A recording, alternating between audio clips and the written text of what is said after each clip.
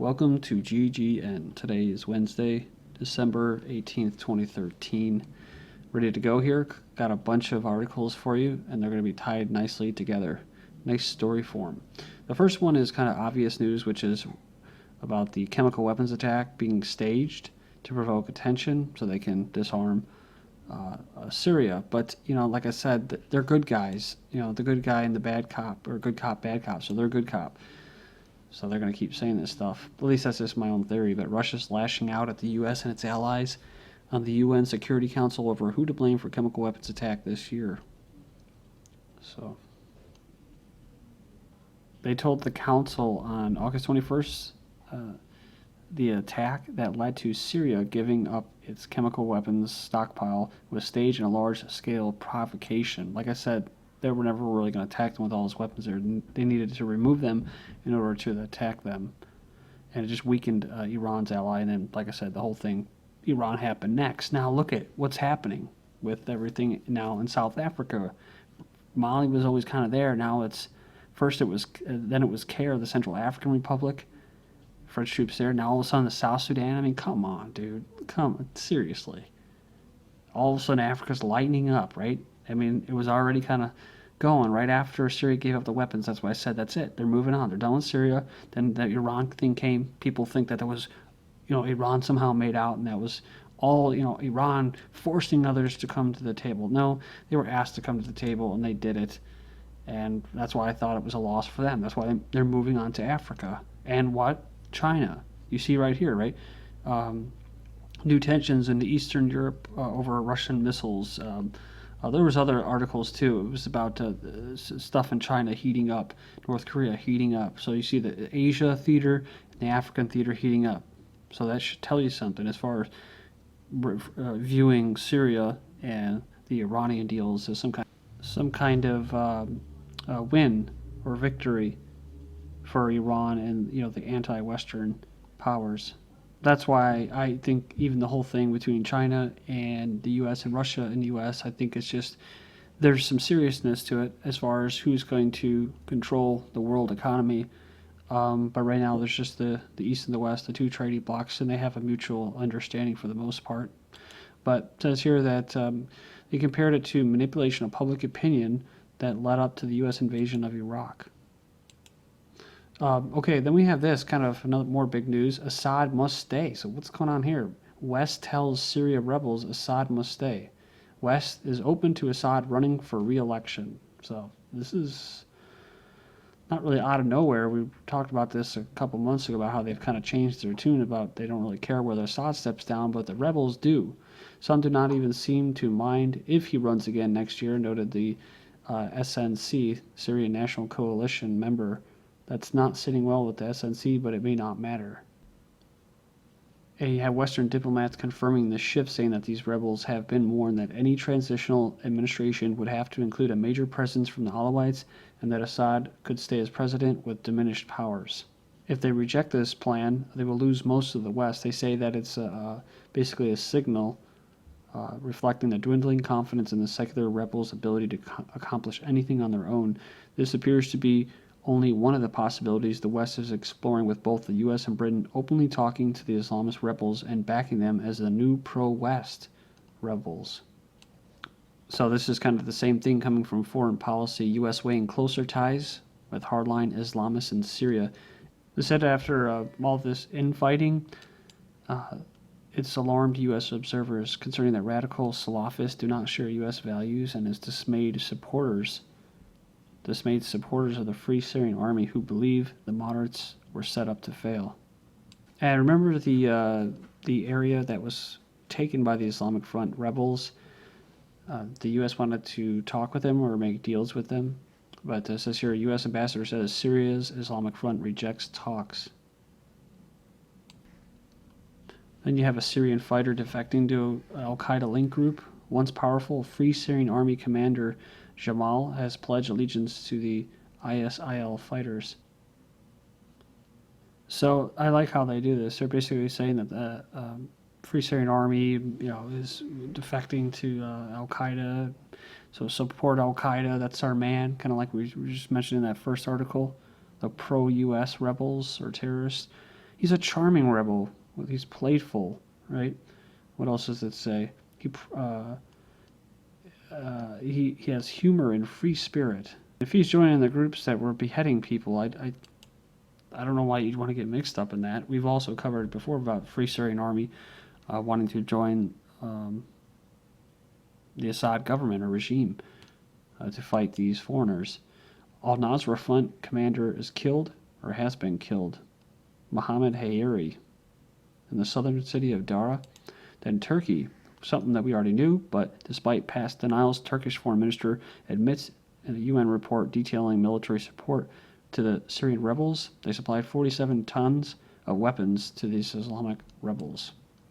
Saudi Arabia warns it will act against West's policy in the Middle East, and this is something that we've also covered, so we don't have to go too far into it. So they say that they're risking the stability of the Middle East. I don't know how much leverage they really have anymore, which is why I think that they kind of went to Iran and Syria, and I think maybe they feel that they're more important now, have more to offer them. I think that they're concerned that what they created as far as the Salafist terrorists, they're that along with them not having as much oil, like I said,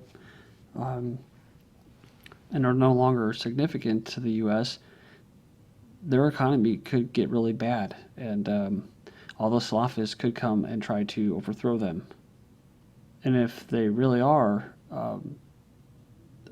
actually, some people will say that they're Jews, then that's even more of a reason why they should be scared, dealing with the West and that. Because even though much of these Salafists, these rebels, they wear sunglasses and jeans and go shopping and scream, anti-West slogans, and sometimes get aided by them, they still, that's how they do the recruiting. That's how they overthrow governments sometimes. Now, this is just my opinion and commentary, so I may, I'm not saying that I'm 100% right or right at all. This is just my opinion, so we'll see. Both Egypt and the U.S. are reviewing their relations. This is another relationship that's kind of gone by the wayside, I think, by design. Egypt and the U.S. are reviewing their relations. Both countries benefit from the strategic partnership, Egypt said. No doubt we're in a state in which both sides are revising their concepts about the relationship. The Senate passes a 2-year budget deal. It's official. They sent the president a budget deal that scales back spending cuts, whatever. It all has to do with it's going to prevent the kind of budget brinkmanship that's prevailed over the past 3 years. So, again, like I said before, the Iran deal, because of that, they shored up the Western Zionists, shored up a bunch of money, and I don't think that we're going to have a whole another government shutdown, as they called it, even though the government didn't shut down. Roadside bomb kills 3 Iranian troops in border area. The last month and a half, I've covered articles like this. They're coming in at least once a week. Iranian border troops are getting killed. The Revolutionary Guard. Then to Bahrain. We were talking about how they were building up bases. U.S. is investing some heavy cash there and expanding a base. British, and then also Bahrain was trying to push for a Gulf Cooperation Union with Oman and all them. British government says unrest is likely in Bahrain. They're advising its citizens in Bahrain to be on alert for the potential for violent anti-government demonstrations. It was in northern Bahrain. Times and places are unknown, but are likely to be in and around villages at dark. Homemade bomb wounds 2 policemen in Bahrain, and that's the 17th, so yesterday. 2 policemen. Speaking of policemen, we get all this carnage numbers of people being killed there in Iraq. 50 killed, 300 wounded, and one bombing. I guess if there's anything positive to pull out of this is this guy making himself as a human shield. Most people are just making themselves into human bombs. Iraqi policeman uses himself as a human shield to protect pilgrims from a suicide bomber. So he had threw his arms around the bomber right before the attack. It still killed 5 people, wounded 10. He was 34, was married, and had 2 children. Saudi Arabia using arrest to scare online critics. Again, this is pre-possible uprising and change of a regime there in Saudi Arabia. They say the Government targets internet commentators and journalists to try and crush talk of reforms. Well, the same thing happens everywhere where else. Like I said, they're dealing with Bahrain, who shoots people. So when they protest, I don't even know if they really can officially protest. The U.S. government's dealing with them, So, but we covered it. Yemen too. Yemen may be on the throes. They're in the news a lot, so they could be on the docket for a regime change or a possible coup. Speaking of coups, South Sudan, they just supposedly almost had one. South Sudan says order restored after 500 killed. The UN's concerned, of course, because, like I said, that's got their eyes set on their sights set on Africa. The UN is actually supporting, backing peacekeepers and stuff in Africa, in Mali or Central African Republic, maybe both, but 13,000 flee homes in South Sudan, says UN, so you can see the case they're trying to make. UK withdraws embassy staff in South Sudan. The European states to send troops to Caire, so the European states, says France. 1,600 strong French forces to Caire or Car. And also you have the U.S. actually providing air support, transporting troops. I believe it's pronounced Burmundi, but this is Central America. But they have Marines units and Army units created and dispatched working with AFRICOM. So they're really building up the infrastructure there, trying to get more drone bases. Japan boosts military forces to counter China. So I'm sure it has more to do with the economic blocks. And the exact number was $240 billion worth of high-tech weapons. And so this is good for the defense industry, but it's also being approved, I believe, by the U.S. Chinese rover, we're talking about landing on the moon, shows Europe being nuked. So that's a little, what's the word, precarious? Between the Obama regime's rebuilding plans and Britain's notorious Trident, the lesson of nuclear weapons is that no matter how much money has been wasted on them, nations can always think of excuses to waste billions more building newer versions of weapons whose use is unthinkable. So Russia is going to spend billions on new ICBMs. Says the concern about such weapons not working past their shelf life is being used to justify the expenses. Says, but as a practical matter, the U.S. and Russia both have nuclear arsenals capable of wiping out the entire human race several times over, so the prospect that a few might not work seems a pointless worry. Or overkill too, but Russia plans rail-mounted missiles to counter U.S. global strike program. This is coming from Novosti. But who knows? They probably already have it. Yeah, I think they have a pretty decent rail system out there, and it's something that's already been conceptualized. Rail guns.